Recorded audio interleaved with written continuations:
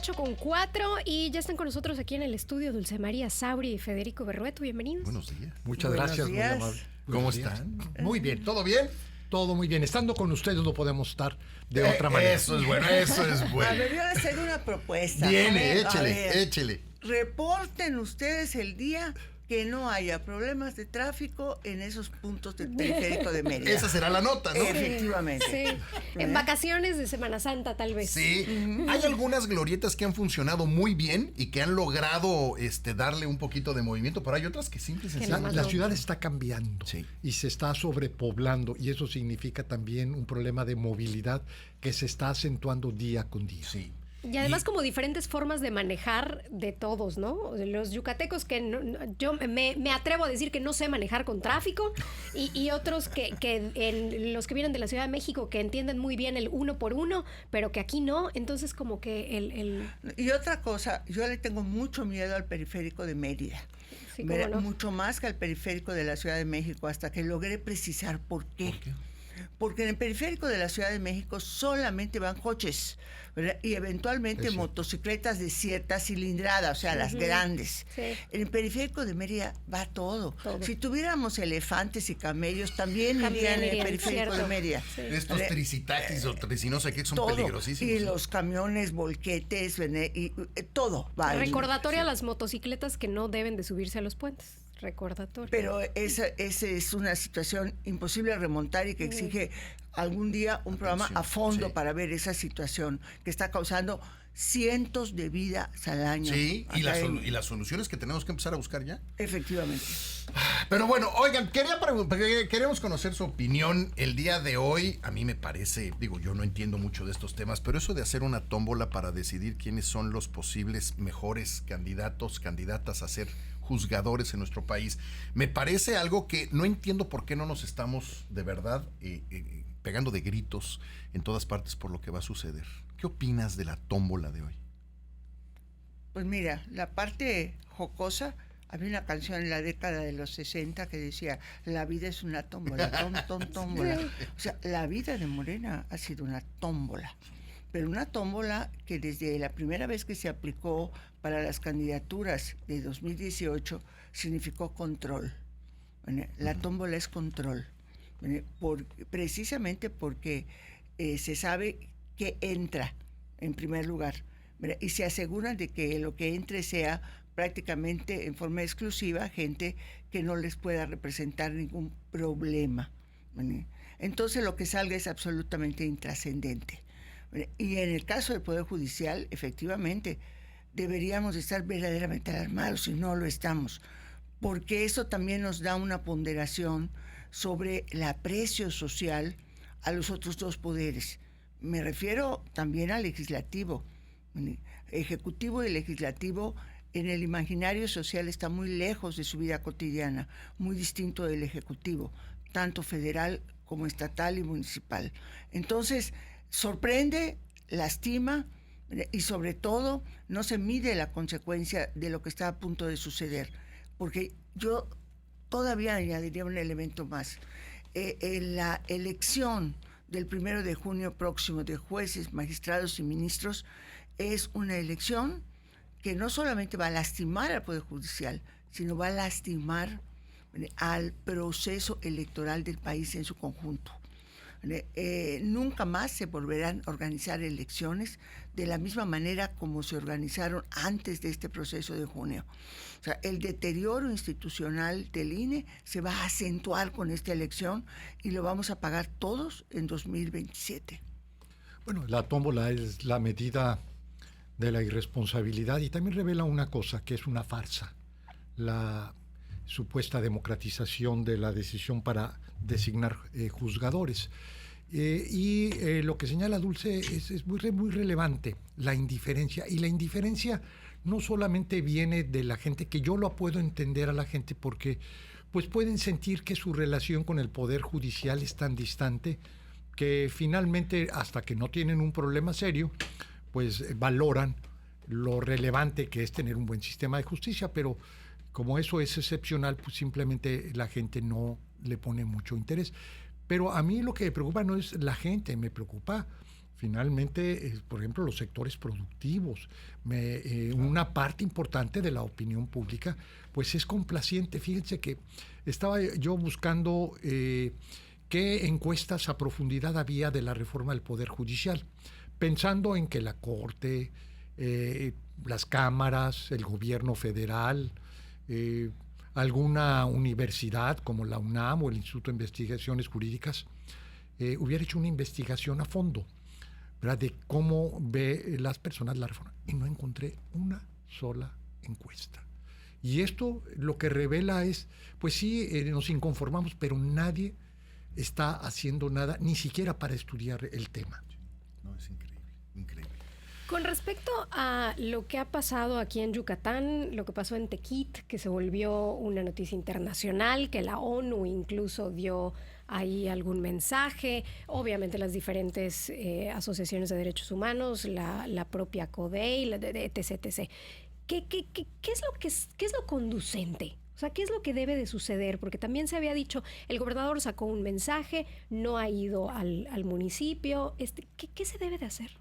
A ver, la primera cuestión que a mí me salta a la vista es que Tequit resquiebra la imagen de paz, tranquilidad de la población yucateca, no de Yucatán, de la población yucateca y de las formas de convivencia social. Y nos recuerda que una sociedad siempre tiene un sustrato de violencia en su pasado. A mí me trajo inmediatamente a la memoria los temas de los linchamientos de agentes del Banco Agrario, claro, que sucedieron en varias ocasiones. Estoy hablando de las décadas de 1960, todavía en la década de 1970, cuando había conflicto por el reparto de los créditos en la zona henequenera. Y también refleja que hay que prestar particular atención al tejido social de las poblaciones medias de Yucatán. Tequit es una población que no rebasa los 15,000 habitantes. Paréntesis, no lo vamos a saber porque como no hay conteo 2025, porque no hubo dinero, Tequit se queda con sus casi 10,000 habitantes de 2020. Entonces, en esas poblaciones se está gestando un fenómeno de violencia por un cambio del tejido social, que si no hay una acción pública, deliberada, y una organización entre el gobierno y las propias organizaciones de la sociedad, primero para entender y luego para afrontar, va a tener consecuencias muy negativas a no largo plazo. Me llamaba la atención el hecho de que ha habido algunas críticas, pero te voy a preguntar a ti, Dulce, porque tú has sido gobernadora. ¿Qué procede? ¿Qué es lo políticamente correcto? ¿Como gobernante es ir al lugar o no? Porque ha habido muchas críticas al gobernador porque no fue. Incluso ayer el gobernador toma la decisión de ir al Parque de Las Corras, que llamó la atención, que es donde el año pasado un niño murió electrocutado. Y entonces decide ir a hacer su miércoles de ahí con la gente. En ese lugar, iniciado el evento, levanta la mano y dice, oigan, les quiero recordar lo que pasó aquí hace un año por los malos servicios que hay del municipio. En fin, me llama mucho la atención la decisión y no supongo que es porque no se dieron cuenta. Como gobernadora, ¿qué procede? ¿Qué es lo políticamente correcto? A ver, yo no sé si es políticamente correcto, pero yo no hubiera ido. Okay. Si hubiese establecido de inmediato un grupo de trabajo para exigir a la Secretaría de Seguridad Ciudadana del Estado una investigación sobre la actuación de la Policía Municipal de Tequit, que eso es muy relevante, ¿verdad? Y desde luego pediría a la Fiscalía General del Estado, en respeto de aquello de la autonomía, ¿verdad?, que realizara a la mayor brevedad una investigación. Y ahí sí me iría bajo la tesis que tiene la 4T, de que hay que irse a los orígenes, a la raíz del conflicto, y ese grupo de trabajo tendría un equipo de psicólogos, trabajadores y trabajadoras sociales para poder analizar la perspectiva de la violencia en Tequit y en un municipio como Tequit. Y me parece también que es muy importante que la investigación arroje responsables. O sea, con nombre y apellido, y que ellos sean consignados ante el juez con un expediente sólidamente construido, porque la fuente ovejuna no puede avanzar en Yucatán. Sí, claro. O sea, yo reconozco que este joven nunca pudo trascender el problema de la drogadicción, aparentemente que tenía desde hace mucho tiempo, pero no lo puedo ver individualmente, lo tengo que ver desde el punto de vista social.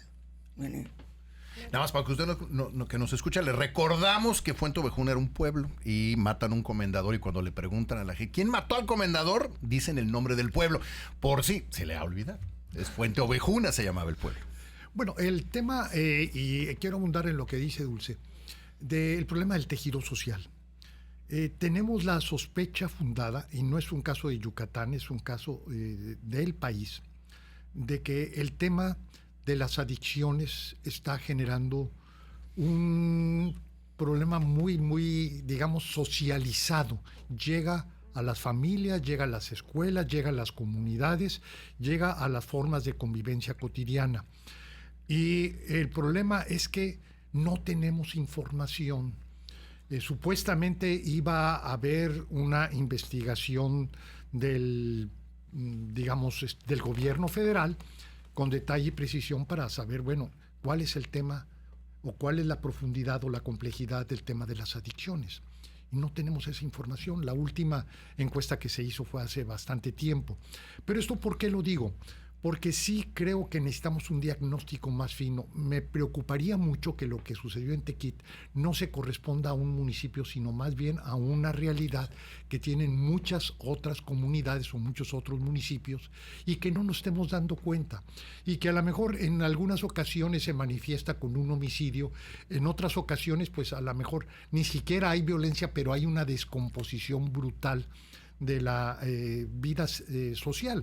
Entonces, sí necesitamos más información, y sobre todo esto que decían, que no es posible que no haya la capacidad institucional para atender a una persona que por diversas consideraciones era una amenaza. Uh-huh.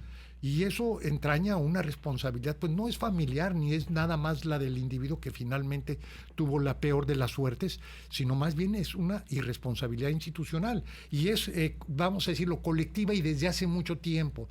Tenemos que revisar cómo podemos actuar frente a ese tipo de situaciones, ¿no?